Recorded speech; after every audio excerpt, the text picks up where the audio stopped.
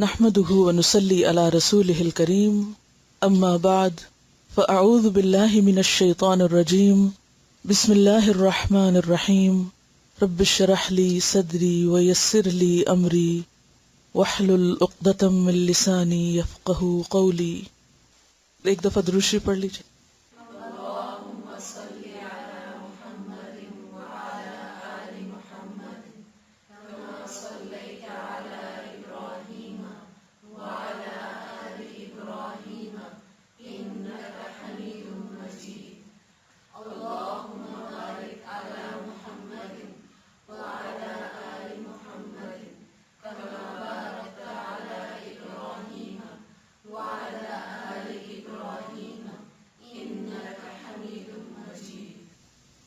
حسن اخلاق، اچھا اخلاق، خوبصورت اخلاق، عمدہ اخلاق جو ہم سب کو اچھا لگتا ہے، جو ہمیں اپنے اندر اپنانا ہے اور جس کے لیے ہمیں کوشش کے ساتھ ساتھ اللہ تعالیٰ سے دعا بھی کرنی ہے. وہ مسنون دعا یاد بھی کرنی ہے جو اللہ کے رسول صلی اللہ علیہ وسلم آئینے کو دیکھ کر اپنے لیے مانگا کرتے تھے اور آپ کے طریقے میں ہمارے لیے نمونہ ہے.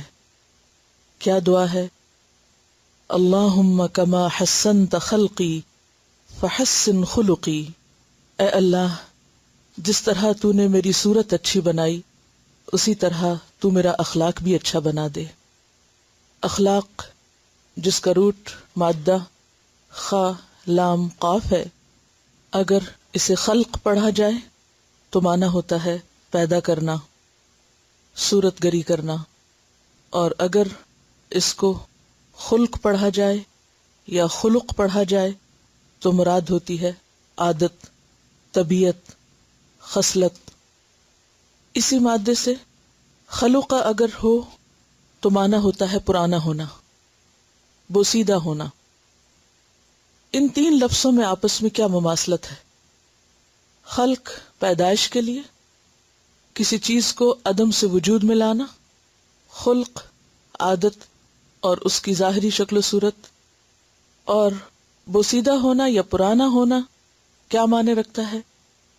کہ انسان کی وہ عادات اور انسان کا مزاج جو مسلسل ایک کام کے بعد پختہ ہو جاتا ہے، وہی دراصل اس کی عادت یا اس کا اخلاق بنتا ہے. ہم میں سے ہر شخص خوبصورتی پسند کرتا ہے. شاید دنیا میں کوئی بھی ایسا شخص نہ ملے آپ کو جو یہ کہے کہ مجھے خوبصورت چیز اچھی نہیں لگتی، خواہ وہ کسی کی شکل و صورت میں ہو یا وہ پھولوں میں ہو یا کائنات کی کسی بھی چیز میں جو اس کو نظر آتی ہو. یہی وجہ ہے کہ ہم میں سے ہر شخص اپنی ذات اور اپنی شکل و صورت اور اپنے حال حلیے کے بارے میں بہت کانشیس ہوتا ہے. یعنی اپنی شکل و صورت کو سجانے اور سنوارنے اور اچھا لگنے اور اچھا نظر آنے کے لیے بہت سی محنت اور کوشش اور مال وغیرہ بھی خرچ کیا جاتا ہے. اور اس میں ہم دیکھتے ہیں کہ ہم ظاہری شکل و صورت جو کہ نظر آتی ہے ہمیں خود بھی آئینہ دیکھنے پر اور دوسروں کو بھی نظر آتی ہے، تو اس میں ہم اپنی صفائی ستھرائی کا خیال بھی رکھتے ہیں، اور پھر صرف صفائی ستھرائی نہیں بلکہ میک اپ بھی، اور پھر لباس، اور صرف اچھا لباس نہیں بلکہ استری شدہ لباس اور اچھی طرح میچنگ لباس، اور اسی طرح ڈائٹ، ایکسرسائز اور بہت سی چیزیں ان کے بارے میں ہم کانشیس ہوتے ہیں. لیکن یاد رکھیے کہ کوئی انسان صرف ظاہری شکل و صورت کی خوبصورتی سے خوبصورت نہیں بنا کرتا. ظاہری خوبصورتی اگرچہ اٹریکٹ کرتی ہے، دوسروں کے لیے کشش کا باعث ہوتی ہے، لیکن انسان کی اصل خوبصورتی اس کی عادات میں ہے، اس کے اخلاق میں ہے، اس کے رویے میں ہے، اس کے معاملات میں ہے، اس کے اس طرز عمل میں ہے وہ جو دوسروں کے ساتھ اختیار کرتا ہے. اور یہ چیز ایک دن میں نہیں بنتی. جیسا کہ میں نے آپ کو بتایا کہ خلق کا معنی ہوتا ہے پرانا ہونا. یعنی عادات کس طرح بنتی ہیں؟ ایک چیز کو بار بار کرنے سے. جب وہ چیزیں ہمارے اندر راسخ ہو جاتی ہیں، جب وہ ہماری پسند و ناپسند کی شکل اختیار کر لیتی ہیں، تو پھر بے اختیار ہم سے صادر ہونے لگتی ہیں. جو چیزیں ہمارے نفس اور ہماری ذات اور ہماری سوچ اور ہمارے خیالات کا حصہ بن جاتی ہے، پھر اس کو ظاہر ہونے میں کچھ دیر نہیں لگتی. تو گویا اچھے اخلاق کے لیے صرف مصنوعی، آرٹیفیشل، ظاہری اور وقتی کوششیں فائدہ نہ دیں گی جب تک کہ ہمارا اندر نہیں سنورتا، جب تک یہ چیزیں اندر راسخ نہیں ہوتی، جب تک ان کی اندر بنیاد نہیں بنتی، اور جب تک ہم ان کو بار بار کرتے نہیں رہتے. اسی لیے ہم دیکھتے ہیں کہ امام غزالی رحمت اللہ علیہ نے فرمایا تھا کہ خلق اندر کی ایک مستقل کیفیت کا نام ہے.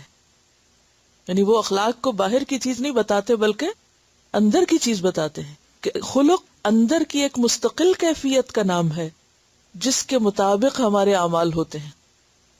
یعنی ہمارے رویے ہمارے اندر کی کیفیت کے تابع ہوتے ہیں.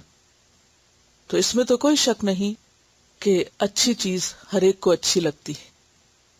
اور آپ دیکھیے کہ مختلف چیزوں کا انسان کے علاوہ بہترین پہلو، خوبصورت پہلو کیا ہوتا ہے. مثلا ایک درخت کی خوبصورتی کس میں ہے؟ اس کی ہریالی میں.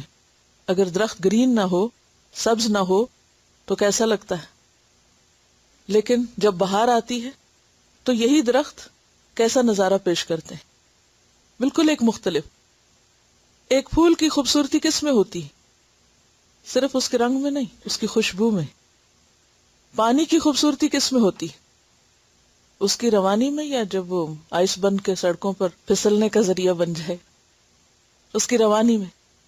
چلتا پانی، بہتا پانی ہمیشہ انسان کو اپنی طرف کھینچتا ہے. کبھی سمندر کے کنارے جانے کا اتفاق ہوا ہوگا، کبھی کسی بہتے دریا کو دیکھا ہوگا، کبھی آبشاروں کو گرتے. تو گویا کوئی بھی خوبصورت چیز یا کسی بھی چیز کا خوبصورت پہلو جو اس کا ایک مستقل حصہ ہوتا ہے اور وہی اس کی خوبصورتی ہوتی، اس سے انسان کبھی نہیں اکتاتا. اسی طرح انسان کی زندگی کا خوبصورت ترین پہلو یا انسانیت کا اعلیٰ ترین درجہ اس کے اچھے اخلاق میں ہے، جس سے اس کے آس پاس والے لوگ کبھی بھی نہیں اکتاتے، کبھی بھی نہیں تھکتے، اور وہ کھنچ کھنچ کر اس کی طرف چلتے چلے جاتے ہیں. اسی لیے ہم دیکھتے ہیں کہ آپ صلی اللہ علیہ وسلم جو اخلاق کے اعلیٰ ترین مرتبے پر تھے، آپ کا کیا حال تھا؟ لوگوں کا آپ کے ساتھ کیا معاملہ تھا؟ دوست تو دوست، دشمن بھی آپ کی طرف کھینچتے چلے جاتے تھے، آپ کی طرف مائل ہوتے تھے، آپ کے قریب آتے تھے، آپ سے دور نہیں بھاگتے تھے. تو ہمیں ایسا انسان بننا ہے کہ جو اللہ کا محبوب بھی ہو اور بندوں کا محبوب بھی، جو بندوں کے لیے بھی اپنے اندر ایک کشش رکھتا ہو. یہ نہیں کہ اسے دیکھتے ہی لوگ بھاگ نکلیں، کیونکہ بندوں کو تو وقتی طور پر بندے بے وقوف بھی بنا سکتے ہیں، لیکن اللہ کو کوئی دھوکہ نہیں دے سکتا. تو بندوں سے بڑھ کر ہمیں اپنے رب کی نظر میں خوبصورت بننا ہے، اور جو اپنے رب کی نظر میں خوبصورت ہو جاتا ہے وہ خود بخود بندوں کا محبوب ہو جاتا ہے، وہ پھر سب کے لیے خوشی کا باعث بن جاتا ہے. حدیث سے ہمیں پتہ چلتا ہے کہ اللہ تعالیٰ کو بندے کے اندر جو چیز مطلوب ہوتی ہے وہ اللہ کا ڈر، تقوی اور اچھا اخلاق، کہ اندرونی کیفیت اس کی کیا ہو کہ وہ اللہ سے ڈرتا ہو، اور بیرونی کیفیت کیا ہو کہ اس کی عادات اچھی ہوں. تو یاد رکھیے کہ اخلاق صرف دوسروں کے ساتھ اچھا معاملہ کرنے کا نام نہیں، اخلاق خود اپنے اندر اچھی عادات، ایٹیکیٹس، مینرز اور اچھے رکھ رکھاؤ کا نام بھی ہے. یعنی خواہ آپ کسی کے ساتھ معاملہ کریں یا تنہائی میں ہو، اکیلے ہوں، کوئی آپ کو دیکھنے والا نہ ہو، تو جب بھی آپ اسی طرح اچھے ہوں. اور پھر یہ کہ آپ کا معاملہ صرف بندوں کے ساتھ نہیں، کائنات کی باقی چیزوں کے ساتھ بھی اچھا ہو. خواہ آپ جانوروں سے معاملہ کریں، خواہ آپ پودوں سے معاملہ کریں، خواہ آپ زمین سے معاملہ کریں. اچھے بندوں کی صفت قرآن پاک میں کیا بتائی گئی ہے؟ وَعِبَادُ الرَّحْمَنِ الَّذِينَ يَمْشُونَ عَلَى الْأَرْضِ هَوْنًا، کہ رحمان کے بندے زمین پر آہستگی سے چلتے ہیں. وہ زمین کو بھی اس کا حق دیتے ہوئے چلتے ہیں، پاؤں مار کے نہیں چلتے، کیونکہ انہیں معلوم ہے کہ ہمارے پاؤں مارنے سے زمین پھٹ نہیں سکتی. اکڑ کے نہیں چلتے، کیونکہ انہیں معلوم ہے کہ وہ جتنا بھی اکڑیں وہ پہاڑوں کی بلندی کو نہیں پہنچ سکتے، لہٰذا ان کے رویے میں عاجزی اور انکساری ہوتی ہے۔ تو اس تمہید کے بعد اب ہم کتاب شروع کرتے ہیں انشاءاللہ، تاکہ پھر ان احادیث ہی کی روشنی میں ہم اپنا جائزہ لے سکیں۔ تو پہلا چیپٹر ہے حسن الخلق، اردو میں کہتے ہیں حسن اخلاق اور انگریزی میں گڈ کیریکٹر۔ قال اللہ تعالی وَإِنَّكَ لَعَلَى خُلُقٍ عَظِيمٍ، سورۃ القلم۔ اللہ سبحانہ و تعالیٰ فرماتے ہیں اور بے شک تم اخلاق کے بڑے مرتبے پر ہو۔ کس سے خطاب ہے؟ رسول اللہ صلی اللہ علیہ وسلم سے، کہ دنیا میں سب سے بلند اور اعلیٰ ترین اخلاق کے مالک اللہ کے رسول صلی اللہ علیہ وسلم تھے۔ لہٰذا اگر کوئی شخص یہ چاہتا ہو کہ اس کا اخلاق اچھا ہو جائے تو اس کے لیے کیا ضروری ہے؟ کہ وہ آپ کی پیروی کرے، آپ کے اسوہ حسنہ کو دیکھے اور آپ کے طریقوں کے مطابق اپنی زندگی کا طریقہ طے کرے۔ اس میں آپ دیکھیے کہ ایک اور آیت کا حوالہ بھی دیا گیا ہے کہ آپ کا معاملہ لوگوں کے ساتھ کیسا معاملہ تھا، یا آپ کا اخلاق کس چیز پر مبنی تھا۔ قال اللہ تعالی فَبِمَا رَحْمَةٍ مِّنَ اللَّهِ لِنْتَ لَهُمْ وَلَوْ كُنْتَ فَظًّا غَلِيظَ الْقَلْبِ لَانفَضُّوا مِنْ حَوْلِكَ، آل عمران 159۔ اللہ تعالیٰ کا ارشاد ہے کہ اے پیغمبر صلی اللہ علیہ وسلم، یہ اللہ کی بڑی رحمت ہے کہ تم ان لوگوں کے لیے بہت نرم مزاج واقع ہوئے ہو، ورنہ اگر کہیں تم تند خو اور سنگ دل ہوتے تو یہ سب تمہارے گرد و پیش سے چھٹ جاتے، سب بھاگ جاتے۔ تو اس سے کیا پتہ چلتا ہے کہ بہترین اخلاق کی علامت کیا ہے؟ کہ انسان کا کردار اور اس کی شخصیت ایسی ہو کہ لوگ اس کی طرف کھنچتے چلے آئیں، نہ کہ بھاگ نکلیں، خوفزدہ ہوں۔ زید بن حارثہ کا نام تو آپ نے سنا ہوگا۔ کون تھے زید بن حارثہ؟ حارثہ کے بیٹے تھے، قبیلہ کلب سے تعلق رکھتے تھے۔ ان کی والدہ کا نام سعدہ تھا، جیسے سعدیہ لکھتے ہیں نا، اسے سعدہ، جو قبیلہ طے کی ایک شاخ سے تعلق رکھتی تھی۔ زید جب 8 سال کے تھے تو اس وقت ان کی ماں ان کو لے کر اپنے میکے چلی گئی، اور وہاں ان پر ایک اور قبیلے نے حملہ کیا، اور جو کچھ ان کے پاس تھا، یعنی ان کے میکے والوں کے پاس، سب لوٹ کے لے گئے، اور ان لوٹ کی چیزوں میں حضرت زید بھی تھے۔ اس کے بعد انہوں نے انہیں اکاز کے میلے میں جا کے بیچ دیا۔ اس زمانے میں انسان بھی ایسے ہی بکا کرتے تھے جیسے بھیڑ بکری۔ تو ان کو حضرت حکیم بن حزام نے خرید لیا، جو حضرت خدیجہ کے بھتیجے تھے۔ وہ اس بچے کو مکہ لے آئے اور غلام کی حیثیت سے اپنی پھپھی کو تحفتاً دے دیا۔ جب حضرت خدیجہ کا نکاح آپ صلی اللہ علیہ وسلم سے ہوا تو آپ صلی اللہ علیہ وسلم کو انہوں نے حضرت زید ہبہ کر دیے، یعنی تحفہ میں دے دیے۔ اس وقت حضرت زید کی عمر 15 سال تھی، only 15 years۔ کچھ عرصے کے بعد زید کے باپ کو پتا چلا کہ ہمارا بیٹا مکہ میں ہے اور فلاں گھرانے کے پاس ہے، تو وہ اپنے بھائی کے ساتھ مکہ آئے اور آ کر حضور صلی اللہ علیہ وسلم سے ملے اور کہا کہ آپ جو فدیہ لینا چاہیں لے لیں، ہمارا بچہ ہمیں واپس کر دیں۔ اور آپ اندازہ کر سکتے ہیں کہ اپنے بچے کے لیے کوئی شخص کتنا حریص ہو سکتا ہے۔ آپ نے فرمایا کہ مجھے کوئی فدیہ نہیں چاہیے، آپ بچے سے بات کر لیں، اگر بچہ ساتھ جانا چاہے آپ اسے لے جائیں۔ آپ نے زید کو بلایا اور کہا کہ تم انہیں پہچانتے ہو؟ انہوں نے کہا کہ ہاں، یہ میرے باپ ہیں، یہ میرے چچا ہیں، کیونکہ 8 سال کا بچہ سب جانتا ہوتا ہے۔ آپ نے فرمایا یہ لوگ تمہیں لے جانا چاہتے ہیں، اگر تم چاہو تو اپنے گھر واپس جا سکتے ہو اپنے والد اور چچا کے ساتھ۔ تو زید نے کیا جواب دیا؟ میں آپ کو چھوڑ کر کہیں نہیں جاؤں گا، میں آپ کو چھوڑ کر کہیں نہیں جاؤں گا کسی دوسری جگہ۔ یہ سن کر باپ اور چچا کا کیا حال ہو سکتا تھا، وہ بہت ناراض ہوئے۔ انہوں نے برا بھلا بھی کہا کہ تم آزادی کو چھوڑ کر غلامی پسند کر رہے ہو، اپنوں کو چھوڑ کر غیروں کے پاس رہنا چاہتے ہو۔ تو زید نے کیا کہا کہ میں نے محمد صلی اللہ علیہ وسلم کے اندر جو خوبیاں دیکھی ہیں، میں نے آپ کے اندر جو خوبیاں دیکھی ہیں، ان کے بعد میں آپ پر کسی اور کو ترجیح نہیں دے سکتا، حتیٰ کہ اپنے باپ اور چچا کو بھی نہیں دے سکتا. میں آپ کے ساتھ نہیں جانا چاہتا، میں محمد صلی اللہ علیہ وسلم کے پاس ہی رہوں گا. اس پر آپ صلی اللہ علیہ وسلم نے ان کو آزاد کر کے اپنا منہ بولا بیٹا بنا لیا. اور اگرچہ یہ واقعہ نبوت سے پہلے کا ہے، لیکن یہ اس آیت کی بہترین تفسیر کرتا ہے کہ آپ کا اخلاق کیا تھا، آپ کیسے تھے، کہ جو ایک اجنبی کے لیے اپنے ماں باپ سے بھی زیادہ عزیز. وہ کیا رویہ ہوگا، وہ کیا اخلاق ہوگا، وہ کیا طریقہ ہوگا کہ جس کی وجہ سے وہ آپ کو چھوڑ کر کہیں نہیں جانا چاہتے. آج ہم اپنے بچوں سے پوچھیں کہ وہ ہمارے ساتھ کتنا رہنا چاہتے ہیں، وہ ہمارے بارے میں کیا سوچتے ہیں، وہ ہمارے بارے میں کیا کہتے ہیں، ہم ان کی نظر میں کیسے ہیں.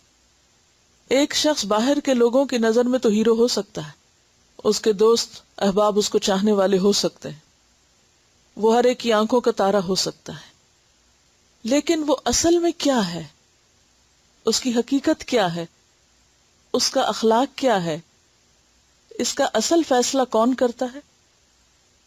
اس کے گھر والے، اس کے قریب ترین لوگ، بچے، شوہر، یا پھر بچوں کے لیے ماں باپ، کہ انسان ان کی نظر میں کیا مقام رکھتا ہے.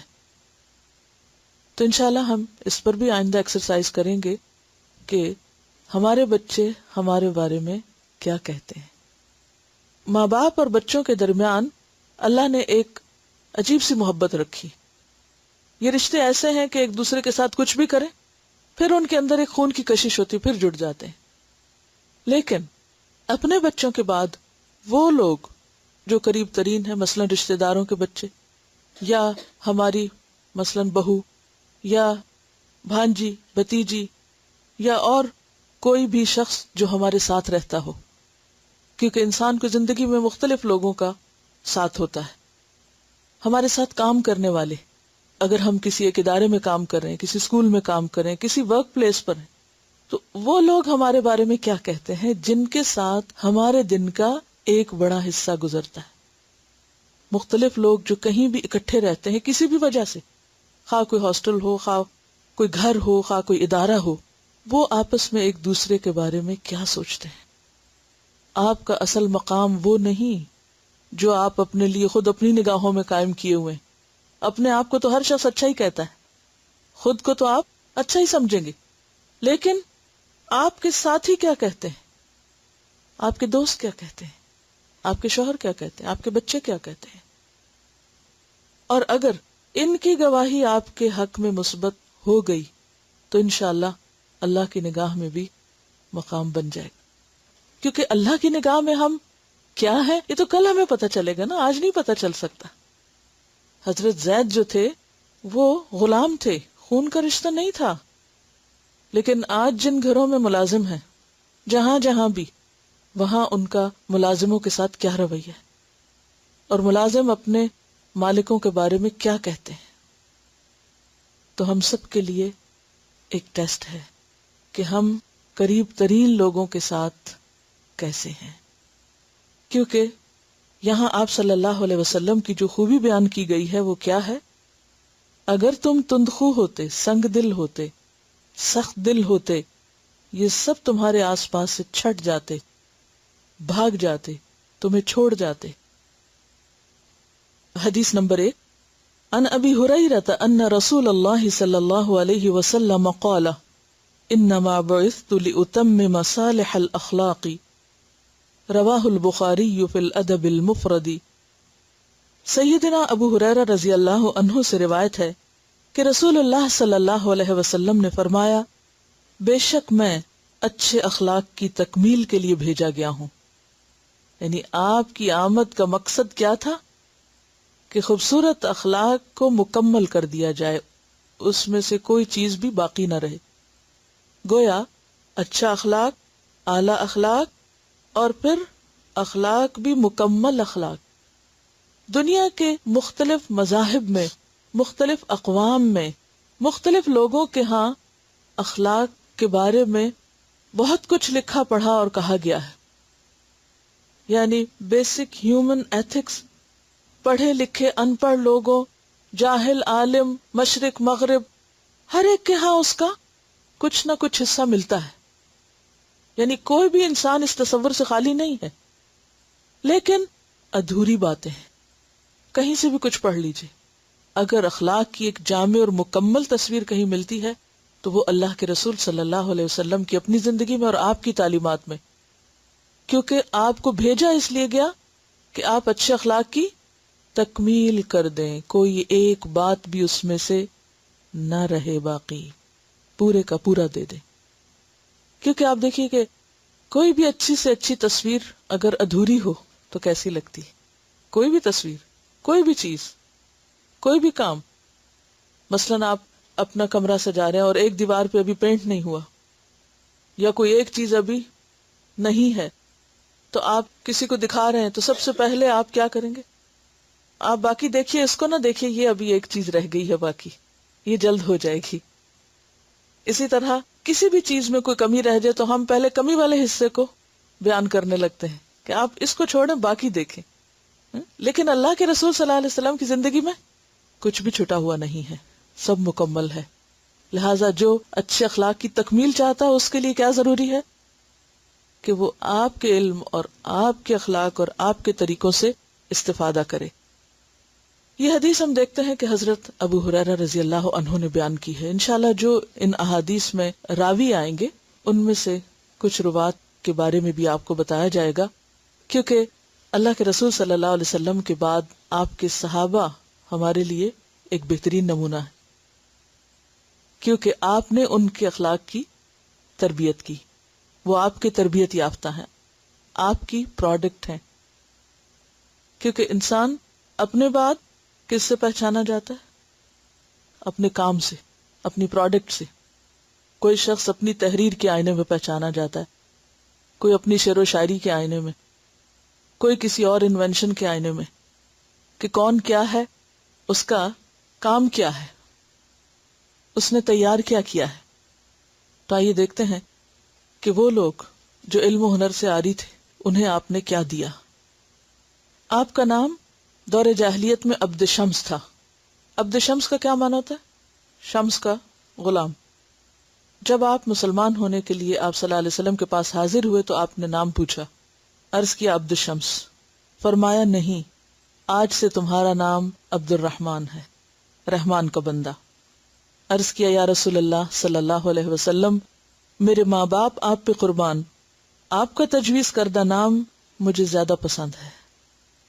یعنی فوراً قبول کر لیا. کنیت ابو ہریرہ تھی، یعنی نام ابو ہریرہ نہیں تھا، کنیت تھی. یعنی آپ کو ابو ہریرہ سے بلایا جاتا تھا، ابو ہریرہ کہہ کے.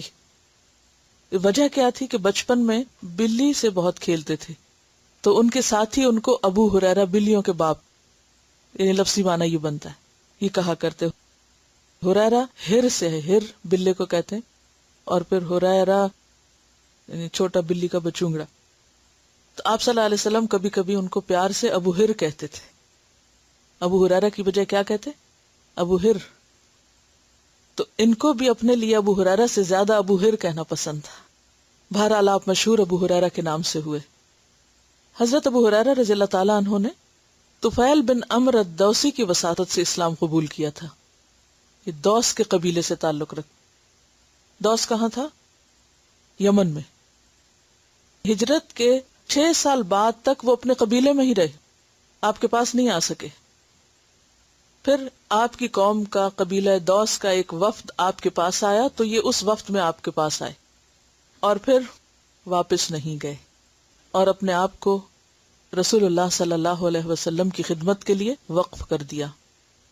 ہر وقت دن رات مسجد میں رہتے تھے، اور مسجد سے مراد یہاں مسجد کا وہ حصہ جو صفہ کے نام سے مشہور تھا، اور اصحاب صفہ میں حضرت ابو ہریرہ بھی شامل تھے. جب تک نبی صلی اللہ علیہ وسلم زندہ رہے آپ نے شادی نہیں کی. آپ کے ساتھ آپ کی بوڑھی والدہ بھی تھیں. والدہ نے اسلام نہیں قبول کیا اور وہ حضرت ابو ہریرہ کو بھی بار بار اسی پہ اکساتی کہ تم واپس اپنے دین میں لوٹو، اور بہت ناراض ہوتی. اور ایک روز تو اتنا زیادہ برا بھلا کہا ابو ہریرہ کو اسلام لانے پر کہ روتے ہوئے آپ کی خدمت میں پہنچے اور آپ سے عرض کیا کہ اللہ کے رسول صلی اللہ علیہ وسلم، میری والدہ اسلام کے بارے میں، آپ کے بارے میں بہت بری بری باتیں کرتی ہیں، آپ ان کے لیے دعا کریں۔ تو آپ صلی اللہ علیہ وسلم نے ان کی والدہ کے لیے دعا کی۔ ابو ہریرہ آپ کی مجلس سے اٹھ کر جب گھر واپس گئے تو پتہ چلا کہ والدہ غسل لے رہی۔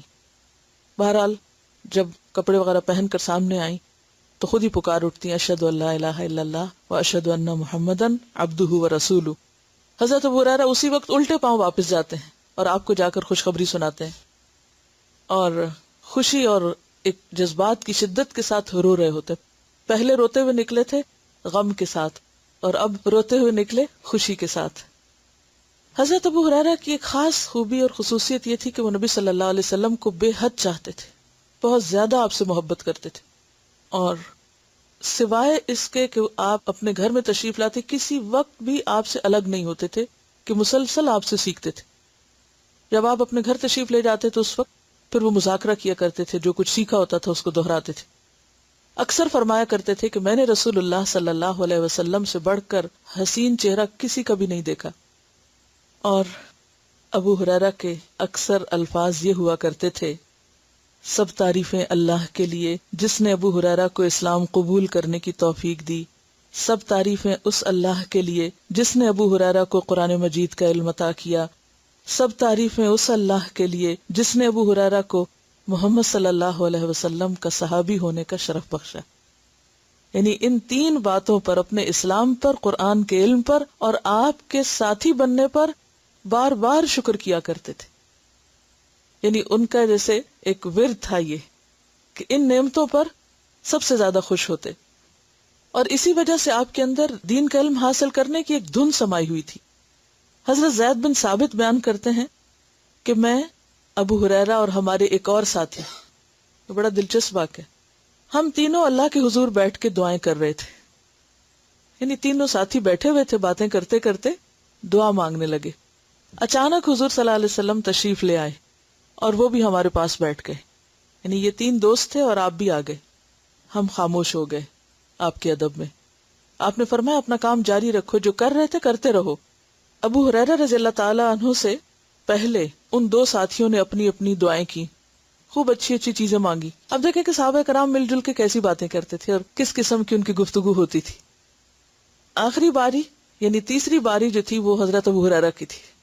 جب آپ کی باری آئی تو کہتے ہیں، الہی میں تجھ سے وہی مانگتا ہوں جو میرے ان دو ساتھیوں نے مانگا، اور اس سے زائد یہ کہ تو مجھے ایسا علم دے جو کبھی نہ بھولے، مجھے ایسا علم دے جو کبھی نہ بھولے۔ یعنی جو کچھ انہوں نے مانگا میری بھی وہی دعا ہے، وہ سب بھی میرا، لیکن اس سے زائد مجھے یہ عطا کر دے۔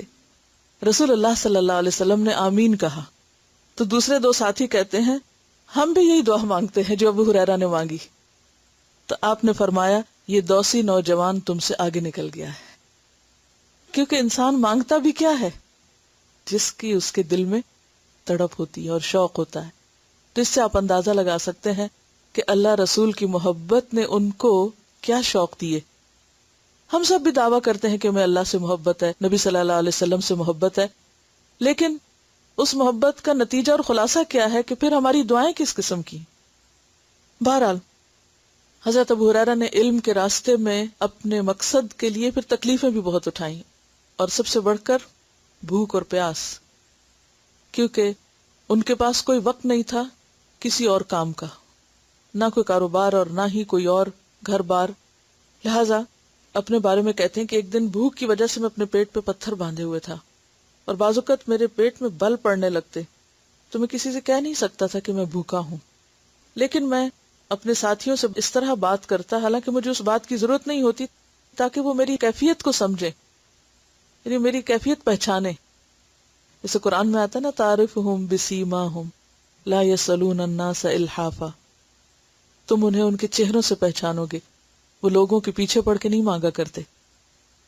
کہتے ہیں کہ میں بھوک سے بےتاب ہو رہا تھا تو اتنے میں حضرت ابو بکر گزرے۔ میں نے ان سے قرآن کی ایک آیت کا مطلب پوچھا تو وہ بتا کے چل دیے، انہوں نے میری طرف صحیح طرح دیکھا نہیں، انہیں پتہ ہی نہیں چلا کہ میں کیا چاہتا ہوں۔ عمر گزرے، ان سے میں نے پوچھا، وہ بھی بتا کے چل دیے۔ اتنے میں آپ صلی اللہ علیہ وسلم گزرے، جب میں نے آپ کو بتایا تو آپ نے پہچان لی میری کیفیت اور کہا کہ ابو ہریرہ، میں نے کہا لبیک یا رسول اللہ صلی اللہ علیہ وسلم، آپ نے فرمایا میرے ساتھ چلو. یعنی آپ کو پتہ چل گیا کہ ابو ہریرہ اس وقت کس کیفیت میں. کہا میرے ساتھ چلو، ساتھ چل دیے. جب میں گھر داخل ہوا آپ کے ساتھ تو گھر میں دودھ کا صرف ایک پیالہ تھا. تو مجھے کہتے ہیں کہ جاؤ اصحاب صفہ کو بلا لو. میں پریشان ہو گیا کہ ایک پیالہ سب کا کیا بنائے گا، میں تو خود اتنا بھوکا ہوں. خیر آپ نے سب کو بلا کے بٹھا لیا اور اس پیالے کو کہا کہ ابو ہریرہ سب کو دو. ابو ہریرہ نے ایک کے بعد ایک ایک سب کو گھمایا. پھر اس کے بعد کہا ابو ہریرہ خود پیو. سب کو پلا کے کہا اب تم خود پیو. اور جب خود پی رہے تھے تو کہا کہ اب بس. کہا نہیں اور پیو. پھر میں نے پیا. پھر کہا اور پیو. میں نے پھر پیا. پھر میں نے کہا کہ اللہ کے رسول صلی اللہ علیہ وسلم اس سے زیادہ نہیں پی سکتا. پھر آپ نے خود پیا. یعنی سب کو پلانے کے بعد پھر اسی پیالے سے آپ نے خود دودھ پیا. اس وقت وہ جان گئے کہ واقعی آپ صلی اللہ علیہ وسلم کی دی ہوئی چیز میں کتنی برکت ہو سکتی ہے. بہرحال حضرت ابو ہریرہ نبی صلی اللہ علیہ وسلم کی زندگی میں تو اسی حال میں رہے، لیکن آپ سب جانتے ہیں کہ جب حضرت عمر رضی اللہ تعالیٰ عنہ کا دور آیا تو اس وقت ہر طرف اسلامی فتوحات تھی. اتنا زیادہ مال غنیمت مسلمانوں کے پاس آیا کہ ہر شخص خوشحال ہو گیا، اور حضرت ابو ہریرہ بھی انہی میں شامل تھے، کیونکہ جو کچھ مدینہ آتا وہ تقسیم ہوتا تھا صحابہ کرام پر. اور جب آپ کے پاس مال آیا تو پھر آپ نے شادی کی اور اس کے بعد آپ نے گھر کا ساز و سامان وغیرہ لیا. آپ اکثر کہا کرتے تھے میں نے یتیمی کی حالت میں پرورش پائی. اپنے بارے میں کیا کہتے؟ میں نے یتیمی کی حالت میں پرورش پائی، مسکینی کی حالت میں ہجرت کی. یعنی میرے پاس کچھ نہیں تھا. ایک خاتون کے ملازم تھے جو صرف 2 وقت کی روٹی دیتی تھی، کوئی پیسہ ویسا نہیں، صرف 2 وقت کا کھانا دیتی تھی، جس کا نام بسرا بنت غزوان تھا. اور کام کیا تھا ان کا، ڈیوٹی کیا تھی کہ جب وہ لوگ سفر پہ جاتے تو یہ ان کا سامان اٹھاتے، چیزیں اٹھاتے، ان کی سواریوں کو ہانکتے. اور پھر جب علم حاصل کیا اور ان کو مال غنیمت وغیرہ میں سے حصہ ملا، اتنے مالدار ہوئے کہ اسی عورت سے شادی کی. وہ عورت جو آپ کی مالک تھی آج آپ اس کے شوہر تھے. یہ ہے علم کی وہ دولت جو انسان کو ہر چیز سے بڑا مقام دیتی ہے. مال و دولت کی کوئی حیثیت نہیں ہوتی، وہ تو آنے جانے والی چیز ہے. اصل چیز انسان کا علم ہے، کردار ہے، اخلاق ہے. بہرحال اس کے بعد ان کو گورنر بنایا گیا. یعنی صرف یہ نہیں تھا کہ سیکھنے سکھانے والے تھے، بلکہ بہت بڑا منصب ان کو عطا کیا گیا. لیکن شادی ہونے کے بعد بھی، گورنر بننے کے بعد بھی، مال و دولت آنے کے بعد بھی علم سیکھنے اور سکھانے کا شوق نہیں گیا. اس کے ساتھ ساتھ عبادت بھی بہت ذوق و شوق سے کرتے. رات کے ایک حصے میں خود عبادت کرتے، پھر خود سو جاتے، بیوی کو اٹھا دیتے، پھر وہ عبادت کرتی، وہ سو جاتی، بیٹی کو اٹھا دیتے. یعنی جہاں ایک طرف علم سے تعلق تھا وہاں دوسری طرف اللہ کی عبادت بھی ان کی زندگی کا حصہ تھی. پھر اسی طرح اپنی والدہ کے ساتھ ان کا جو سلوک تھا، اس میں بھی آپ دیکھیں گے کہ حسن اخلاق کے نمونے آپ دیکھیے. ماں کے ساتھ سلوک، ہم سب دیکھیں کبھی ہم نے اپنی ماں کے ساتھ ایسا رویہ کیا؟ زندگی بھر ماں کے فرما بردار اور خدمت گزار رہے. جب گھر سے باہر جاتے تو ماں کے دروازے پہ آ کے کھڑے ہو جاتے، سلام کرتے. ماں جواب دیتی، فرماتے اماں جان اللہ آپ پر اسی طرح نوازشات کی برکھا برسائے، اللہ آپ کے اوپر رحمتوں کی بارش کرے جس طرح آپ نے بچپن میں میری پرورش کی. وہ جواب میں کہتی اللہ تم پہ اپنی رحمتیں کرے جس طرح تم بڑھاپے میں میری خدمت کر رہے ہو. اور پھر اس کے بعد وہ گھر سے نکلتے. یہ ان کا روزانہ کا معمول تھا. ہم میں سے کتنے لوگ اپنے ماں باپ کے قدردان ہیں اور ان کو کبھی منہ بھر کے، منہ سے بول کے یا لکھ کے یا کسی بھی طرح یہ کہنے کی جرت کریں کہ اللہ آپ پر رحمتیں کرے کہ آپ نے میری پرورش کی اور میری تعلیم و تربیت کی. تو اچھا اخلاق کیا ہے؟ سب سے پہلے شکر گزار ہونا. کس کا شکر گزار ہونا؟ جنہوں نے ہم پر سب سے زیادہ احسان کیا ہو. ان کے عام جملے کیا ہوتے تھے؟ اللہ کا شکر جس نے مجھے اسلام دیا، اللہ کا شکر جس نے قرآن دیا، اللہ کا شکر جس نے حضور کا ساتھی بنایا. اور پھر انشکر لی ولی والدیک، میں اپنے والدہ کا شکر گزار کہ جس نے میری بچپن میں تربیت کی. حالانکہ آپ جانتے ہیں کہ والدہ کون تھی جو ان کی سب سے بڑی دشمن تھی اسلام قبول کرنے پر, اور اتنا برا بھلا کہتی کہ رو پڑتے کہ یار اب یہ کیا ہو رہا ہے. ایک طرف ماں سے محبت ہے اور دوسری طرف ان کے کفر سے پریشان ہیں, لیکن اس کے باوجود ان کی خدمت اور ان کے ساتھ شکر گزاری کے جو الفاظ ہیں وہ آپ کا معمول ہے. سلام اور اس کے ساتھ شکر گزاری اور پھر گھر سے نکلنا. اور یہی تلقین وہ دوسروں کو بھی کرتے تھے.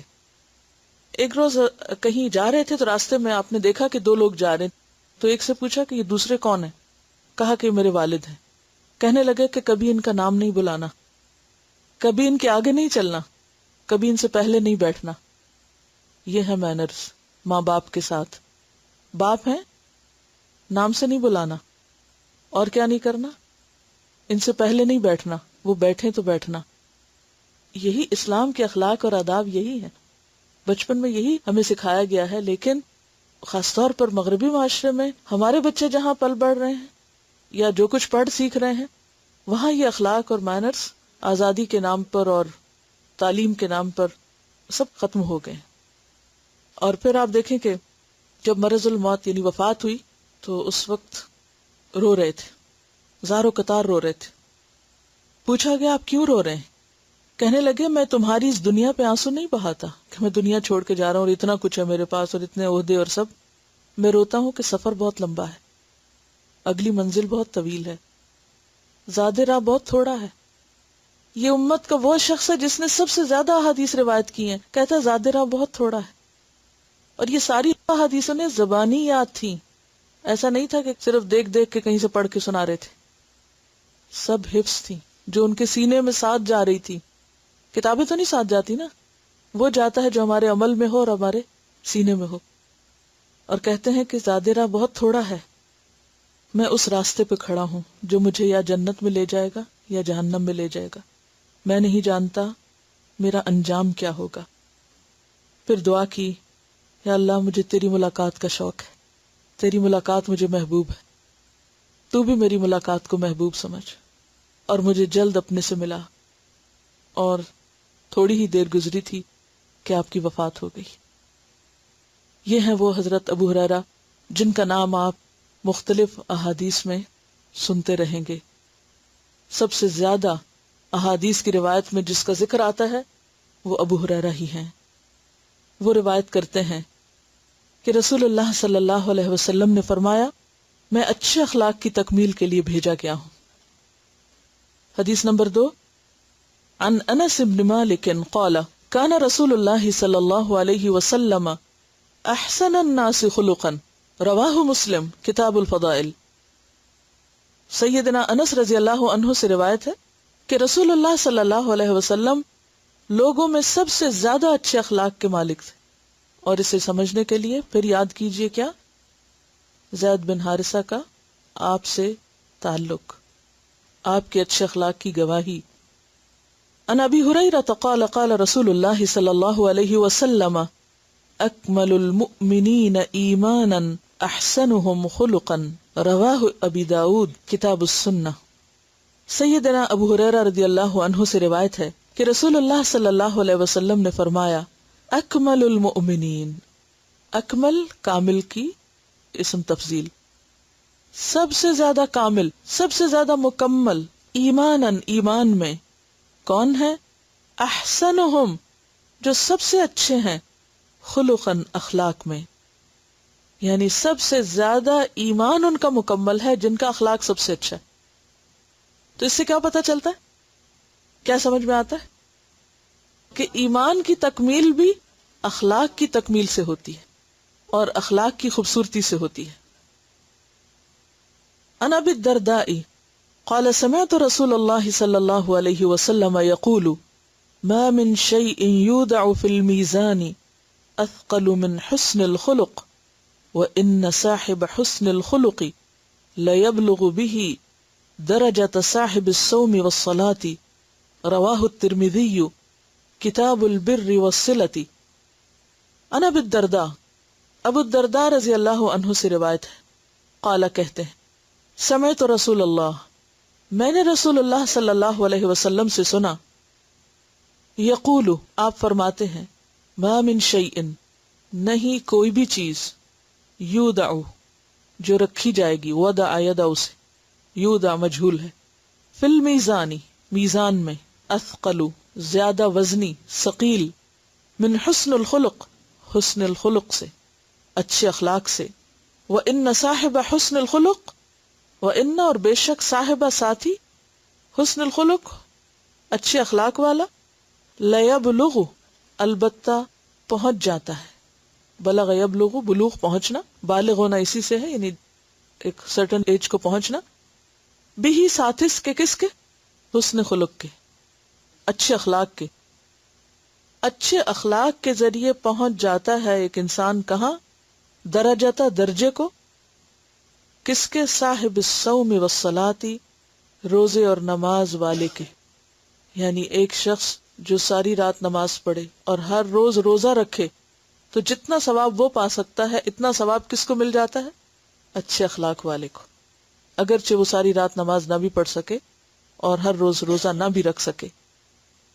تو سیدنا ابو الدرداء رضی اللہ عنہ کی روایت ہے کہ میں نے رسول اللہ صلی اللہ علیہ وسلم کو فرماتے ہوئے سنا، یعنی یہ انہوں نے براہ راست آپ سے سنی تھی بات، کہ میزان میں، اور میزان سے مراد کیا ہے، قیامت کے دن انسان کا نام اعمال جہاں تولا جائے گا، اس میں جو نیکی سب سے زیادہ وزنی ہوگی وہ حسن اخلاق ہوگا، یعنی باقی چیزوں کا بھی وزن ہے لیکن سب سے بھاری باٹ اور سب سے بھاری تول، جو بظاہر دیکھنے میں چھوٹا سا بھی ہو لیکن جو ہی وہ رکھا جائے گا تو میزان جھک جائے گا۔ تو اس سے آپ اندازہ لگا سکتے ہیں کہ حسن خلق کی ہماری زندگی میں کس قدر اہمیت ہے۔ اور پھر یہ ہے کہ عبادات کا درجہ جو ہے وہ اپنی جگہ ہے، لیکن اگر کوئی فرائض کے بعد اچھا اخلاق اور اچھا معاملہ رکھتا ہے تو وہ نوافل ادا کرنے سے بھی زیادہ انسان کو اللہ کے قریب کر دیتا ہے۔ اگلی حدیث ہے، عن ابی ہریرہ قال قال رسول اللہ صلی اللہ علیہ وسلم خصلتان لا تجتمعان فی منافق، حسن سمت ولا فقہ فی الدین، رواہ الترمذی کتاب العلم۔ ابو ہریرہ رضی اللہ عنہ سے روایت ہے کہ رسول اللہ صلی اللہ علیہ وسلم نے فرمایا، خصلتان، دو خصلتیں، دو عادتیں، اخلاق کی دو باتیں، لا تجتمعان، نہیں جمع ہو سکتی، فی منافق، کسی منافق میں، کسی منافق میں یہ دو باتیں ہو ہی نہیں سکتی، حسن سمتن، اچھی چال چلن، اچھا معاملہ، اچھا رویہ، اچھا اخلاق، ولا فقہ فی الدین، اور نہ دین کی سمجھ، یعنی منافق کے اندر دو چیزیں نہیں ہوتی، نہ اچھا اخلاق ہوتا ہے، بات کرتا ہے تو بدتمیزی سے، معاملہ کرتا ہے تو بد اخلاقی سے، اور دوسری چیز جو اس میں نہیں ہوتی وہ دین کی سمجھ، یعنی دنیا میں خوب سمجھدار ہے لیکن دین کی بات اس کی سمجھ میں نہیں آتی، اس کے اندر نہیں اترتی۔ اور اس کے برعکس ایک اور حدیث سے پتہ چلتا ہے کہ آپ سے پوچھا گیا، اسامہ بن شریک کی روایت ہے، قالوا یا رسول اللہ ما خیر ما اوتی الناس، وہ کون سی بلائی ہے جو سب سے زیادہ بہتر ہے جو لوگوں کو دی گئی، یعنی لوگوں کو سب سے اچھی چیز کیا ملی ہے، یعنی انسان کو کیا کچھ ملتا ہے، ایک انسان کے پاس مال، دولت، اولاد، گھر بار، کاروبار، علم، ڈگریاں، معلوم نہیں کیا کیا چیزیں انسان نے اکٹھی کی ہوتی ہیں، لیکن ان سب کے اندر سے سب سے بہترین چیز کیا ہے کہ جو انسان کو مل جاتی ہے؟ تو آپ نے فرمایا، ان الناس لم يعطوا شيئا خيرا من خلق حسن، کہ انسانوں کو اچھے اخلاق سے بڑھ کر کوئی بھی چیز اچھی نہیں ملی، یعنی سب سے زیادہ بہترین چیز اگر کسی کو ملی ہے تو وہ کیا ہے، اچھا اخلاق، یعنی منافق کو اچھا اخلاق نہیں ملتا، اور مومن کو ملنے والی چیزوں میں سب سے بہترین چیز اچھا اخلاق ہے۔ تو گویا خوش قسمت ہے وہ شخص جس کی عادتیں اچھی ہیں۔ اگلی حدیث عن ابی ذر قال قال لی رسول اللہ صلی اللہ علیہ وسلم اتق اللہ حیثما کنت واتبع السیئۃ الحسنۃ تمحها وخالق الناس بخلق حسن۔ ابو ذر رضی اللہ عنہ سے روایت ہے، قال لی، کہا مجھ سے، کس نے؟ رسول اللہ صلی اللہ علیہ وسلم نے۔ کیا کہا؟ اتق اللہ حیثما کنت، اللہ سے ڈرو جہاں بھی تم ہو، کہیں بھی تم ہو اللہ ہی سے ڈرو۔ وَأَتْبِعِ السَّيِّئَةَ، اور پیچھے لے آؤ برائی کے، الحسنۃ بھلائی کو، تمحوها، وہ اس کو مٹا دے گی، خواہ ذاتی زندگی میں ہو خواہ کسی انسان کے ساتھ ہو۔ وَخَالِقِ النَّاسَ، اور معاملہ کرو لوگوں سے، بخلق حسن، اچھے اخلاق کے ساتھ۔ رواہ الترمذی کتاب البر والصلۃ، اس کا رواں ترجمہ ابو ذر رضی اللہ عنہ سے روایت ہے کہ رسول اللہ صلی اللہ علیہ وسلم نے مجھ سے فرمایا، تو جہاں کہیں بھی ہو اللہ سے ڈر اور برائی کے پیچھے نیکی کر، نیکی برائی کو مٹا دے گی، اور لوگوں کے ساتھ اچھے اخلاق سے پیش آؤ۔ تین چیزیں اس حدیث میں بیان ہوئی۔ پہلی چیز تو بنیاد ہے اچھے اخلاق کی، کیا؟ جہاں ہو اللہ سے ڈرو، تو اس کا مطلب یہ کہ انسان کہیں بھی ہو لوگوں کے ساتھ اچھا معاملہ ہی کرے۔ اور دوسری چیز، اگر برائی ہو جائے تو اچھا کر لو، برائی ختم ہو جائے گی۔ اب آپ دیکھیں کہ اچھا اخلاق پھر کس سے مل کے بنتا ہے۔ نمبر ایک، اللہ کا ڈر، کہ بندہ بندوں سے زیادہ اللہ سے ڈرنے والا ہو، کہ میں جہاں بھی ہوں وہ مجھے دیکھ رہا ہے۔ کیونکہ جب تک ہم بندوں کی وجہ سے اچھے بنتے ہیں تو وہ صرف سامنے سامنے بنتے ہیں۔ تو اچھا اخلاق کسی جزوی چیز کا نام نہیں کہ کسی ایک جگہ آپ اچھے ہیں اور دوسری جگہ آپ بدترین ہیں۔ اچھا اخلاق اسی کا جو ہر جگہ ہی اچھا ہے، چاہے لوگوں کے سامنے چاہے ان کے پیٹھ پیچھے۔ بعض لوگوں کو آپ نے دیکھا ہوگا کہ سامنے تو بہت اچھی طرح ملتے ہیں لیکن پیچھے سے آپ کی جڑیں کاٹتے ہیں، آپ کے بارے میں انتہائی بری باتیں کرتے ہیں۔ تو یہ تو اچھے اخلاق میں نہیں ہے شامل۔ اچھا اخلاق کیا ہے؟ سامنے بھی اور پیچھے بھی، ہر جگہ آپ اچھے ہی ہوں۔ اور یہ کب ہو سکتا ہے؟ جب آپ کے اوپر کس کی نگرانی ہو؟ صرف اللہ کی نگرانی۔ اللہ کی نگرانی ہوگی تو آپ ہر جگہ ہی اچھے ہو جائیں گے، تنہائی میں بھی اچھے ہیں، گھر میں بھی اچھے ہیں، باہر بھی اچھے ہیں، دکان پہ بھی اچھے ہیں، کہیں چلے جائیں دنیا میں آپ اچھے ہی ہیں۔ خواہ آپ کسی جہاز میں یا گاڑی میں ہیں یا آپ دفتر میں ہیں، کہیں بھی ہیں آپ اچھے ہیں۔ لیکن یہ جب ہو سکتا ہے جب لوگوں کے اندر اللہ کا ڈر ہو۔ دوسری بات یہ کہ ہم انسان ہیں، ہم سے غلطیاں ہوتی، کوتاہیاں ہوتی، ہم نیت کرتے ہیں، ہم ارادہ کرتے ہیں، پھر غلطی ہو جاتی، پھر بھول ہو جاتی۔ اس کا علاج بتا دیا گیا کہ مایوس نہ ہو۔ اگر ہم یہ کہ ہم تو اچھے ہو ہی نہیں سکتے اور یہ میرے لیے تو بالکل ہی ناممکن ہے، تو یہ چیز ہمیں اپنی زندگی سے نکالنی ہوگی کہ ہو نہیں سکتا، سب کچھ ہو سکتا ہے۔ ہاں، اگر اچھا نہیں ہوا، برا ہوا، تو کیا کرو؟ اچھا کر لو۔ مثلاً آپ سے کوئی غلطی ہو گئی تو آپ کیا کرو؟ بیٹھے رہو، دوبارہ نہ کرو، اس کے بعد کوئی نیکی کر لو۔ غلطی ہوگی توبہ کر لو، کوئی اچھا کام کر لو، صدقہ خیرات کر لو۔ اسی طرح اگر کسی کے ساتھ برا ہو گیا، کسی سے جھڑپ ہو گئی، کسی سے لڑائی ہو گئی، کسی کے ساتھ زیادتی ہو گئی، تو اب کیا کرو؟ اچھا کر لو۔ تو کیا ہوگا؟ پچھلی چیز مٹ جائے گی۔ یعنی آپ کے ہاتھ میں، آپ کے اختیار میں، آپ چاہیں تو اچھا کر لیں۔ اور پھر اس کے بعد تیسری چیز کیا ہے؟ وَخَالِقِ النَّاسَ بِخُلُقٍ حَسَنٍ، لوگوں کے ساتھ اچھے اخلاق کا برتاؤ۔ تو گویا اللہ کے ساتھ سچے ہوں، اللہ سے ڈریں۔ اپنے ساتھ سچے ہوں کہ غلطی ہو تو آپ کو خود پتا ہوتا ہے میں نے غلط کیا ہے، چاہے ساری دنیا بھی کہنا نہیں آپ نے غلط نہیں کیا۔ بعض اوقات ایسا ہوتا ہے نا، ہم کو غلط کر بیٹھتے ہیں، پھر ہمیں پریشانی ہوتی ہے، پھر ہم کسی سے پوچھتے ہیں اچھا تم مجھے بتاؤ میں نے ٹھیک کیا کہ نہیں کیا۔ ہمیں سارے کیسے کرتا ہے نا، اچھا میں ٹھیک تھی یا غلط تھی؟ اگر کوئی آپ کو کہے نہیں بالکل تم ٹھیک تھی، تم نے بہت اچھا کیا، پھر بھی آپ کو پتا ہوتا ہے کہ آپ نے اچھا نہیں کیا، تو اپنے ضمیر سے پوچھے کہ میں نے اچھا کیا یا نہیں کیا۔ اگر آپ کو پتا چل جائے میں نے نہیں کیا اچھا، تو سب تسلی دے تو بھی تسلی نہ کریں، توبہ استغفار کر کے اچھا کر کے اپنے ساتھ سچے ہو کے اپنی اصلاح کر لیں۔ اور تیسرا یہ کہ لوگوں کے ساتھ سچے ہو جائیں۔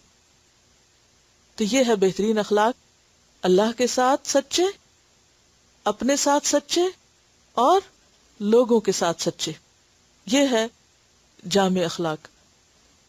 یہ جو ہم اس وقت پڑھ رہے ہیں، اگرچہ ہم حدیث رسول صلی اللہ علیہ وسلم پڑھ رہے ہیں اور آپ کی حکمت سے استفادہ کر رہے ہیں، لیکن اصل پروگرام کیا ہے کہ یہ چیزیں ہمارے اندر آ جائیں، کیونکہ اسی میں فائدہ ہے۔ انسان کی دنیاوی خوبصورتی بھی اسی میں ہے، اور جنت میں بھی صرف اچھے اخلاق والی جائیں گے۔ کیوں؟ اس لیے کہ جنت کی ہر چیز خوبصورت ہے، ہر چیز۔ اس کی آپ دیکھیے ڈسکرپشن پڑھیے اگر جنت کی، اس کی دیواروں کی، اس کے فرش کی، اس کی چھت کی، اس کی کھڑکیوں کی، اس کی کوئی چیز جنت میں بدصورت نہیں ہے.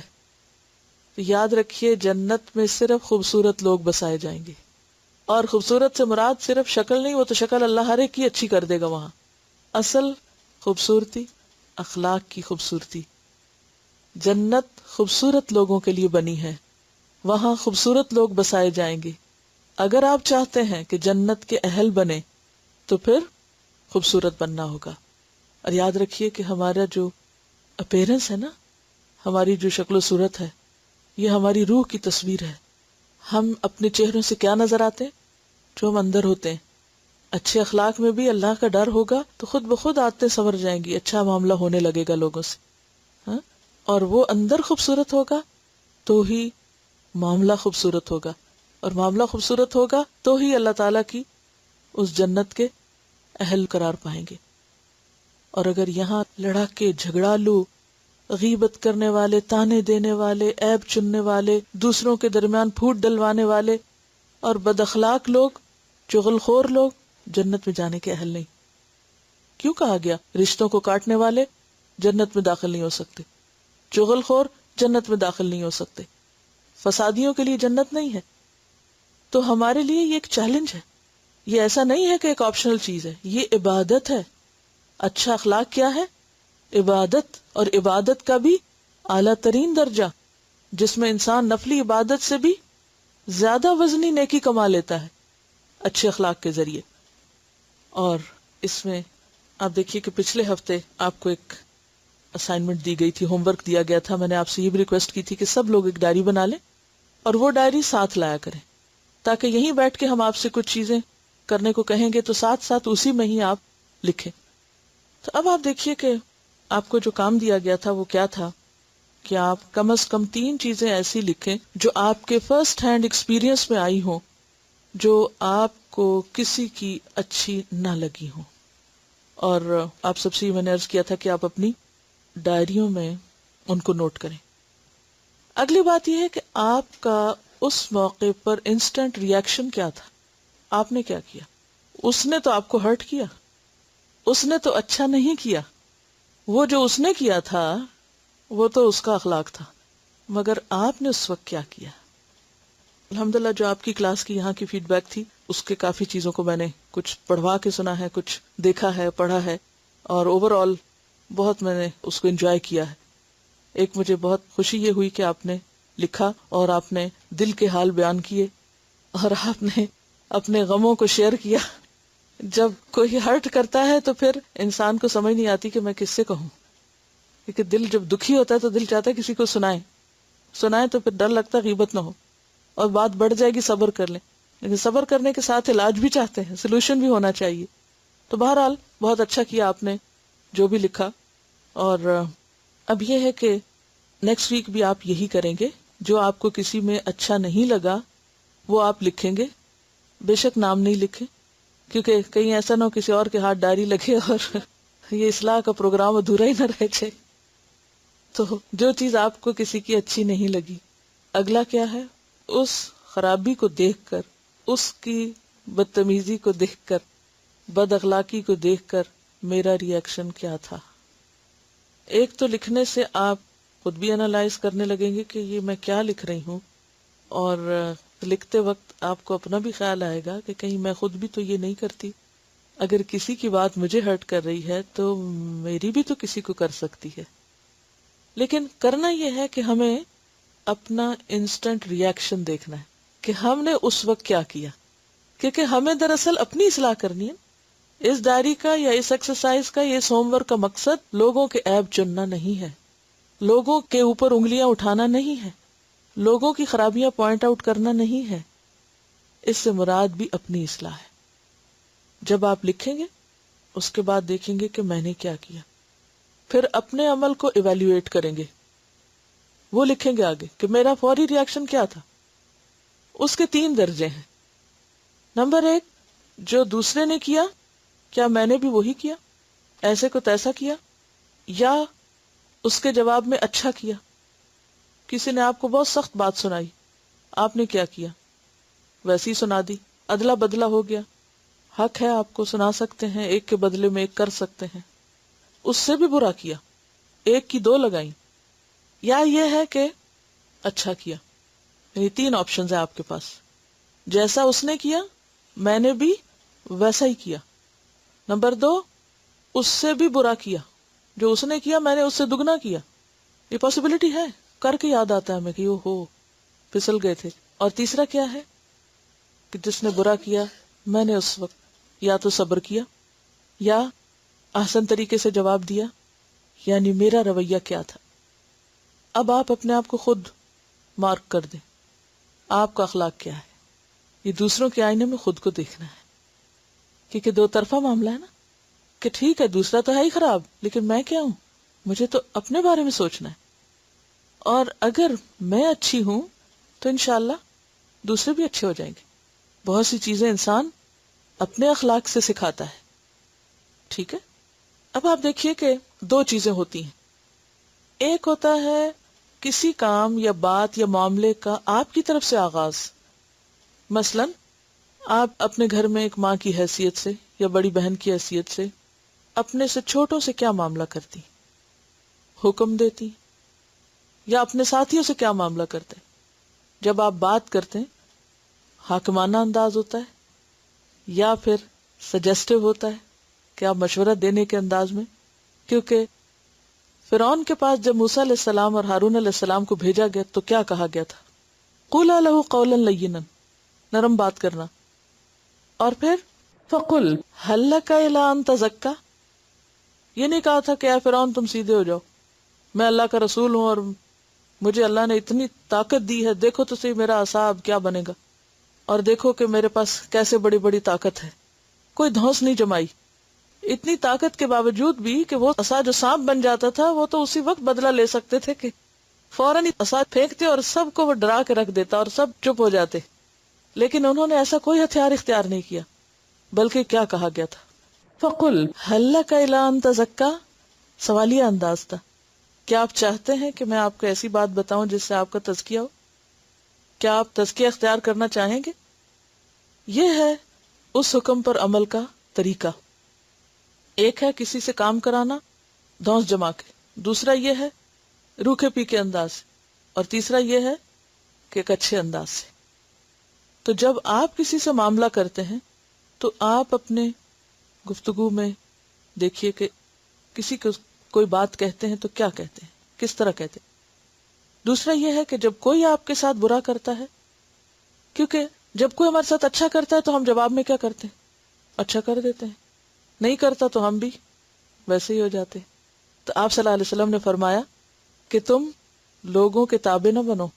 یہ نہ کہو کہ لوگ اچھا کریں گے تو ہم بھی اچھا کریں گے، اور اگر برا کریں گے تو ہم بھی برا کریں گے. بلکہ کیا کہو، اگر وہ ہمارے ساتھ اچھا کریں گے تو بھی اچھا کریں گے، اور اگر وہ برا کریں گے تو بھی اچھا کریں گے. یہ ہے معیار. سبحانک اللہم و بحمدک، نشہد ان لا الہ الا انت، نستغفرک و نتوب الیک. السلام علیکم و رحمۃ اللہ وبرکاتہ.